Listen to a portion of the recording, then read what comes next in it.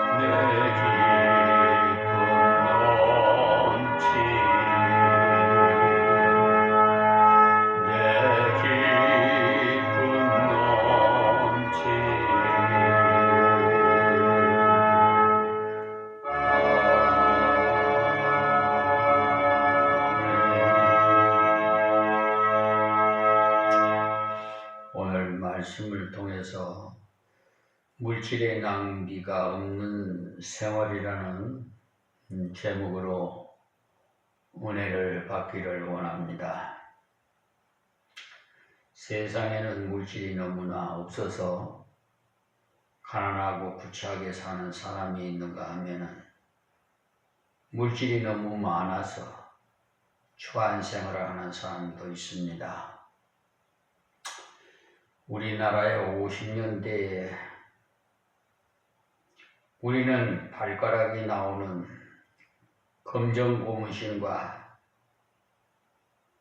또 몇 번씩 귀여운 양말 뒤꿈치를 가리려고 길어서 신고 다니는, 그리고 학교를 다녔는데요. 지금 말하면 초등학교 때. 요즘은 가방이 있어가지고 가방에다가 책을 넣어서 다니지요. 그리고 부모님들이 다 또 요즘은 자가용으로 다 어린이들을 다 학교까지 태워다 주고 또 태우러 오고 그러더라고요. 또 학교 스쿨버스도 있는데도 그렇게 하는 것을, 왜냐하면 저희 교회 앞이 길상초등학교 정문이기 때문에 저는 자세히 봅니다.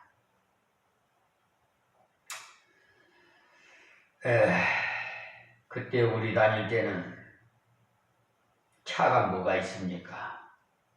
그냥 보에다가 책을 넣고 필통도 엮고 해서 둘둘 말아가지고 이 어깨에다가 이렇게 메고 뛰어다니고, 또 먹을 것이 없는 사람은 도시락도 못 사고, 그래서 소나무 껍질을 벗겨 먹고,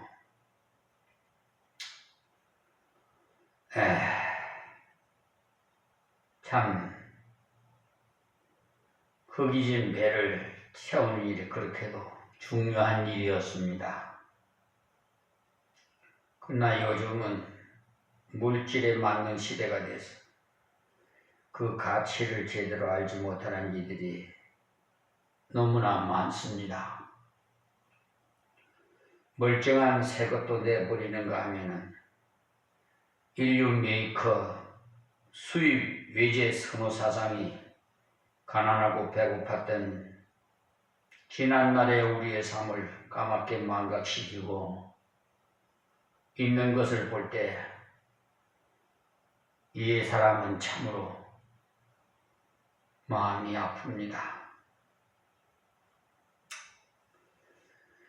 왜냐하면 하나님께서 주신 물질, 풍요롭게 주신 물질도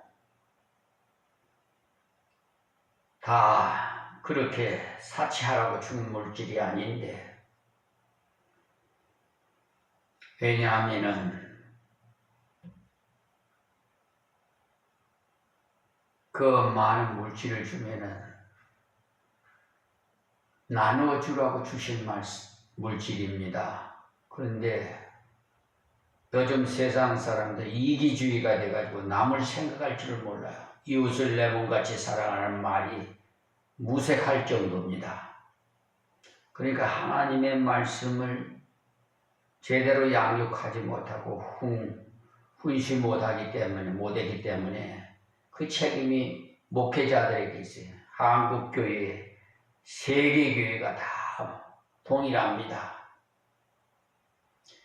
리더자가 제대로 가르치고 양육을 해서 하나님 말씀대로 순종하게끔 잘 배양을 해야 되는데, 그렇지 못하고 기복적인 신앙과 또 배타성의 이기주의로 교회가 사조직이 돼가지고 네 교회 내 교회 찾고, 또 한 교회 내에서도 예를 들어서 목사파니, 장로파니, 권사파니 하면서 파벌이 있어가지고 서로 쑥덕쑥덕거리 쌓고, 장로는 목사를 그냥 내쫓는 교회도 있고, 지금 참으로 하나님 보시기에 너무나 부끄러워요. 낯을 들 수가 없어요. 어디 누구한테 목사 명함 내놓기도 부끄러워요. 이방인들이 목사를 목사같이 보지를 않거든요. 요즘 언론에 공개되니까 성추행을 했니 도둑질을 했니 이런 나쁜 짓거리들이 다 나오니까 목사들이 말이에요. 본이 돼야 되는 예수님께서 제자들을 발을 씻겨주던 그런 성gin들, 이게 완전히 망각돼가지고 찾아볼 수가 없어요. 그래서 하나님께서 현재 2019년부터 진노의 심판이 시작되고 있는데, 여러분 지금 아십니까? 그것도 아마 모르실 거예요. 하나님의 심판은 이제 세 가지를 하는데, 전쟁과 기근과 온역, 이 세 가지로 심판합니다. 기근, 온난화 현상으로 지금 지구가 계속 뜨거워지지요. 제가 몽골에서 대학교를 또 다녔기 때문에 몽골에 그 주식이 육고기입니다. 그래 목장을 하기 때문에, 목축업을 하기 때문에, 그래 풀이 안 나니까, 풀이 없으니까 짐승들이 다 죽는데요. 그러면 짐승이 죽으면 사람도 죽게 된 말이지요. 지금 그런데도 깨닫지를 못하고 있어요. 지금 북극의 눈이 얼음이 다 녹아내리고, 쓰나미 현상이니 태풍, 회오리 바람이 몰아쳐서 싹 흔적도 없이 싹 말아가 없어져 버리는 것도 이거요, 기후변화예요. 이거 여러분, 태풍이 오고 하는 거 그런 거 아주 그냥 무관심하는데, 다른 나라에서 한다면 저 건너 불나는 거 구경하는 식으로 하는데, 나에게도 해당이 된다는 걸 아세요. 또 온역이 1919년도 중국 우한에서 시작해서 많은 분들이 희생이 됐어요. 죽었는데도 깨닫지 못해요. 지금도 콜레라 전염병 맞이라고 하지요. 또 전쟁, 우크라이나하고 러시아가 지금 1000일이 넘었대요. 전쟁한 지가 1000일이 넘어간대. 근데 요즘 갈수록 이제 더 강해지고 있어요. 확대되고 있다고. 중동지역 하마스가 이스라엘 침공하니까 이스라엘 가만히 있겠어요? 또 가자지구 지금 침공하고, 하여튼 이란하고 하여튼 여러 전쟁이요, 불씨가 꺼지질 않고 있어요. 이것이 제3차의 전쟁이 일어난다고 하는 지구의 종말이 가까워진다는 거예요. 근데도 정신을 못 차려요. 우리 남북이 지금 대처한 것도 강해지고 있어요. 초긴장 상태예요.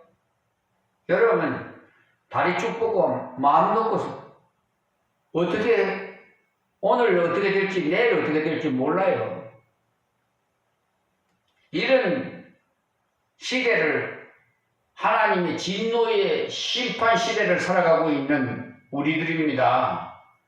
좀 깨어나십시오. 회개하시란 말이에요. 태풍이 불어올 때는 엎드리는 게 제일, 하나님께 엎드리는 것이 해답이에요. 회개하세요.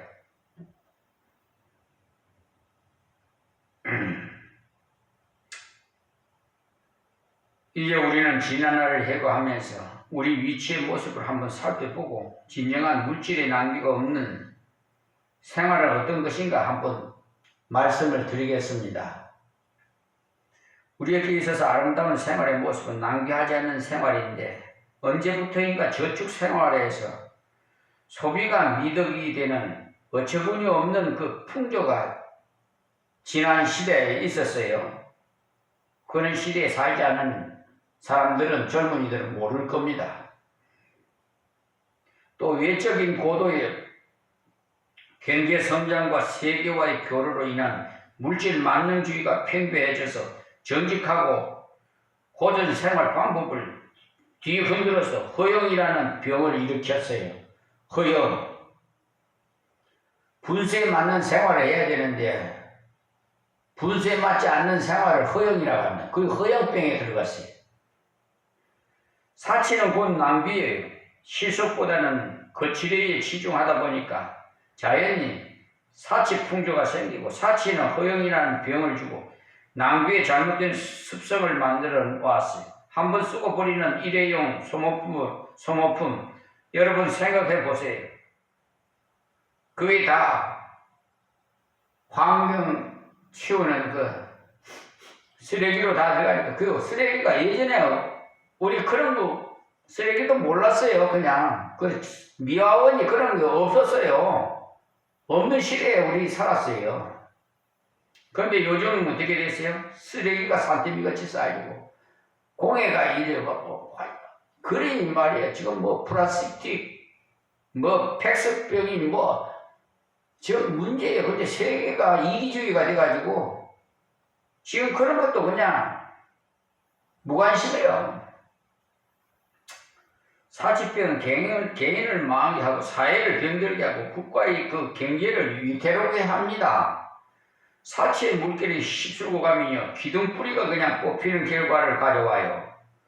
사치하는 자는 미련한 자라고 잠언서 19장 10절에 말씀하셨어요. 그리고 내세 소망이 없는 자는 누가복음 7장 25절에 말씀했는데요. 이 세상에서 그냥 죽으면 끝난 줄 아시는 분들 좀 깨어나십시오. 이 세상은 잠깐 나그네 길입니다. 우리 영원히 사는 것은요,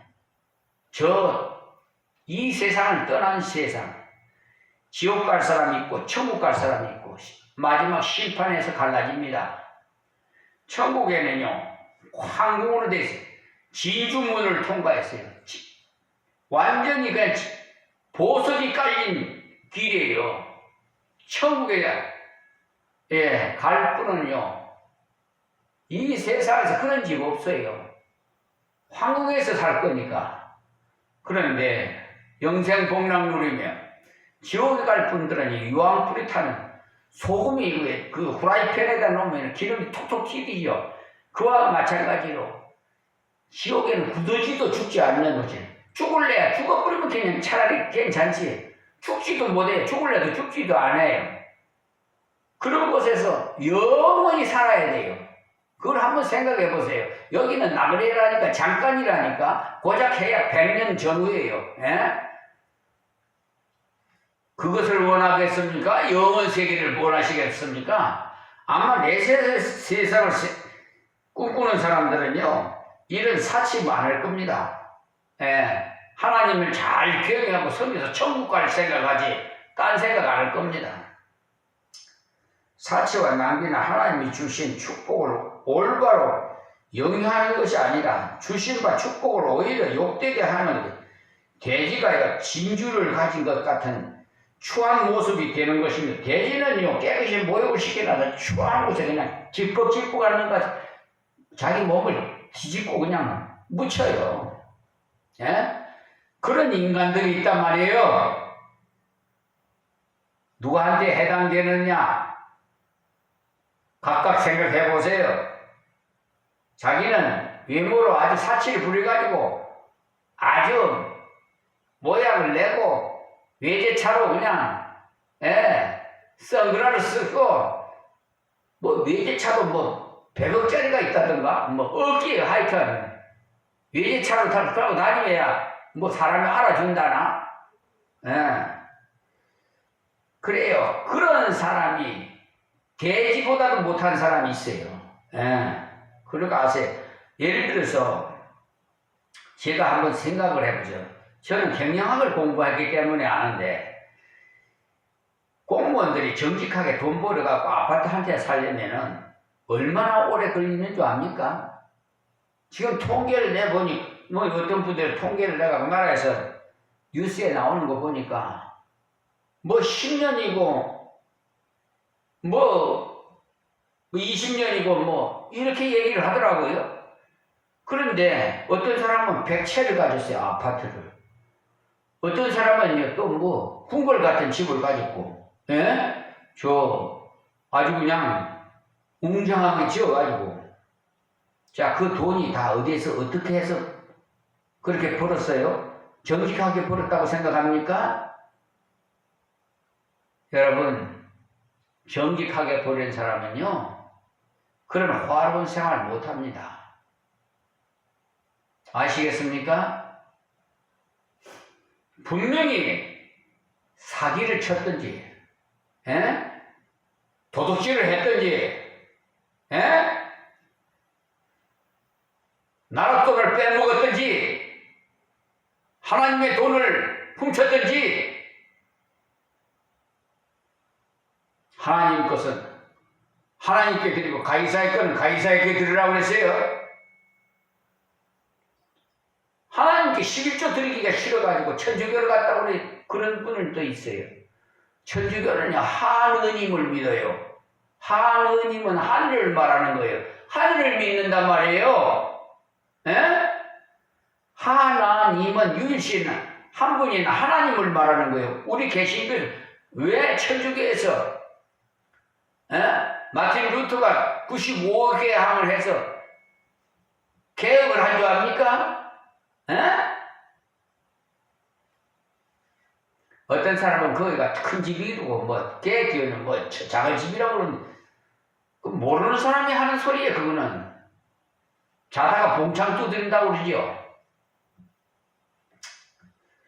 영어로는 골드라고 되어 있지만은 고린도전서 3장 15절 말씀 참고해 보시면은 예수를 믿어도 구원은 받되 불 속에서 구원받은 것 같으라고 했어요. 그리고 마태복음 7장 21절 이하의 말씀, 주여 주여 부른 자마다 자 천국에 갈 것이 아니요 불법을 행한 자에 난 너 모른다고 그랬어요. 이걸 참고하세요. 여러분 정신 똑바로 차리고 회개하고요. 앞으로 남은 생에 신앙생활 하나님 말씀대로 좀 순종하면서 사세요. 하나님 말씀대로 살려면 늘 기도해야 돼요. 성령에 충만하고 성령이 인도함 받지 않으면 하나님 말씀대로 살 수가 없어요.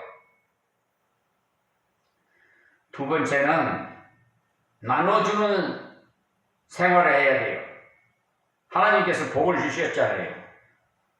한 달에 예를 들어서 말씀드려요. 생활비가 100만 원이야. 그러면 나머지는 나눠줘야 돼. 제가 목회도 마찬가지예요. 이런 주일날 예배에는 가족이 다 모이십시오. 그걸 원칙이에요. 할아버지부터 손주까지 다 모이십시오. 그래서 공동 예배를 드리십시오. 그래야 가정에 들어가도 공중 예배의 삶을 삽니다. 다 서로가 서로를 경계를 하기 때문에. 아시겠습니까? 그리고 하나님 주신, 그러니까 교인들이, 성도들이 하나님께 드린 예물, 11조랄까, 감사의 예물이랄까, 모든 구제 헌물이랄까, 다, 교회 재정 외에는 다 나눠 주십시오. 예수를 믿든지 안 믿든지 다 나눠주라고 하나님께서 주신 것이지, 당신들 착복하라고 준 줄 아닙니까? 교회 저렇게 웅장하게 지으라고 주신 줄 압니까? 이 지상에 지은 교회는 다 온전하지 못해. 다 없어질 거예요. 지구가 정말 되는, 없어져 버리는데 뭐가 남아요? 그러니까 공력을 제대로 쌓아야 돼요. 금이나 은이나 돈으로 공력을 쌓아야지. 지푸라기로 공력 쌓으면은 불타버리면 아무것도 없어요.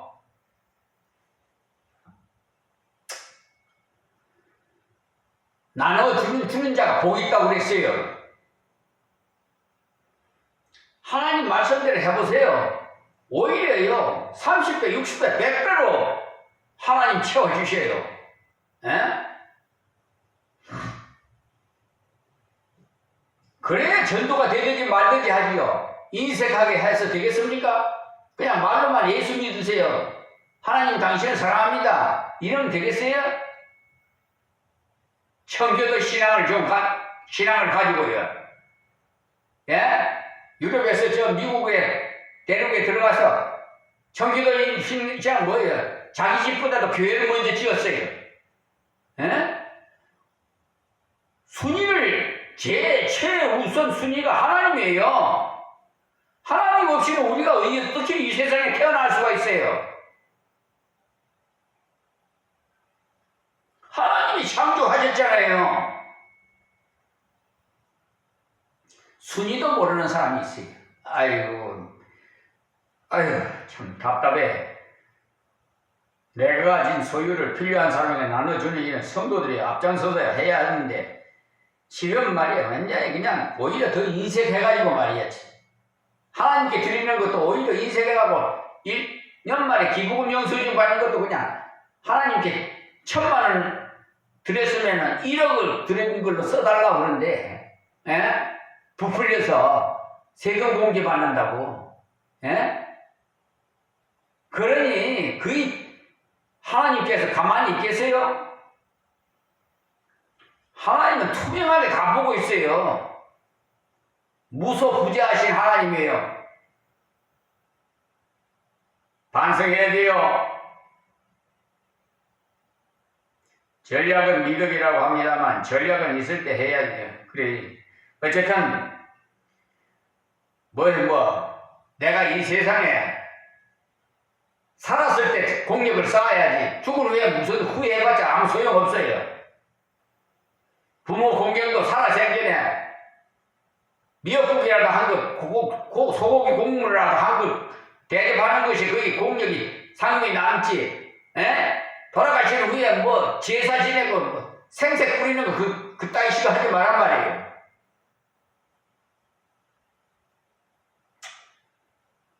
오늘날 세계는 지구촌이라고 하는데 글로벌 시대가 됐어요. 지구 위의 모든 사람이 하나의 공동체가 돼가지고 가진 자와 못 가진 자의 평등히 나눠주고 함께 사는 세상이 돼야 되는데 지금 말이야 전부 우선순위, 국가 우선주의, 트럼프도 국가 우선주의를 하대. 그러면서 하나님 말씀 하나님 회복해야 된다고 그 말은 또 상반된 말을 하고 있어요. 그러니까 속다르고 겉다르기 사람 말은 그거는 그냥 참고로만 들으세요. 그리고 세 번째는 분수에 맞는 생활 하세요. 우리가 살아가는데 꼭 필요한 비용, 예를 들어서 그것이 한 달에 100만 원이라 하면 생활비가 내 수입이 늘어서 한 달에 한 1000만 원이 될 때나 1억이 될 때도 내 생활비는 100만 원이 되어야 원칙입니다. 여기에 물가 상승이나 식구가 증가했다고 하면은 추가는 인정됩니다. 그러나 내 수입이 이만큼 늘었으니까 자가용을 더 고급으로 바꾼다든지 가구를 더 고급으로 한다든지 음식을 더 고급으로 먹는다든지 여기에서 한 걸음 더 나아가서 향락적인 외유를 한다든지 무분별한 해외 관광을 한다든지 사재기 등등을 한다든지 추악한 한국인의 이미지를 세계 속에 좀 심지 말아요. 생활에 여유가 있는 집이면 우리 외제 수입품으로 집 안팎을 꾸미고 채워놓고는 또 그것을 자랑하는 자들이 있는데 참으로 나는 그런 사람같이 보이지 않아요. 다른 사람은 어떻게 볼는지 모르지만은 왜냐하면 나쁜 짓거리를 했지, 비행위를 했지, 예를 들어서 몸을 팔아서 돈을 벌었든지 도둑질을 했든지 사기를 쳤든지 부동산 투기를 했든지 뭐가 있을 거 아니에요. 그거는 불법이에요 다. 우리가 가난했던 때를 잊어서 안 됩니다. 몽보리밥도 배부르게 먹기를 원했고 된장에 풋고추만 가지고도 꿀맛 같은 밥맛이 언제부터 사질까봐 못 먹고 밥맛 없어서 못 먹겠다는 배부른 투정을 하는 사람들 좀 정신 차려요. 우리는 이스라엘 백성이 애굽에서 나온 후에 광야 생활의 교훈을 배워야 돼. 아침마다 만나를 거둬서 그날 먹던 그때 하늘만 바라보면서 살던 저들의 모습에서 이 세상 삶의 태도를 배워야 돼. 타인의 눈에 비친 내 모습은 어떤가 자각하면서 나로 하여금 가난하게도 마옵시고 구하게도 마옵시고 오직 필요한 양식으로 내게 먹이시옵소서. 내가 배불러서 하나님을 모른다 하며 여호와가 누구냐 할까 하오며 혹 내가 가난하여 하나님의 이름을 욕되게 할까 두려워함나이다 라고 잠언서 30장 8절에서 9절에 말씀하셨어요. 하나님 보시기 아름다운 생활은 사치와 낭비를 하지 않고 절약해서 나누어주면서 분수에 맞춰 사는 생활이라 하겠습니다. 하나님께서는 축복으로 주신 물질 그가 원하시는 뜻에 따라서 철저히 쓰고 나눠주는 우리 사랑하는 성도가 되시기를 간절히 예수 이름으로 축원드립니다. 하나님 고맙고 감사합니다. 주신 말씀이 귀 있는 자는 다 듣고 듣는 자마다 복되게 하옵시고 자신을 한번 돌아보면서 성찰하고 회개해서 올바른 신앙생활을 하게 해 주시옵시고 이웃을 내 몸같이 사랑하라는 하나님 말씀을 실천하고 또한 이방인들도 구원해 주셔서 하나님 이 세상에 임하옵시고 확장되어 하나님 영광 받아 주시기를 원합니다. 하나님 빛과 소금의 역할을 감당해서 어두운 세상을 밝히고 또 소금의 역할을 감당해서 부패하는 이 사회를 다 깨끗하게 만들어 주시옵소서. 예수님의 이름으로 기도합니다. 아멘.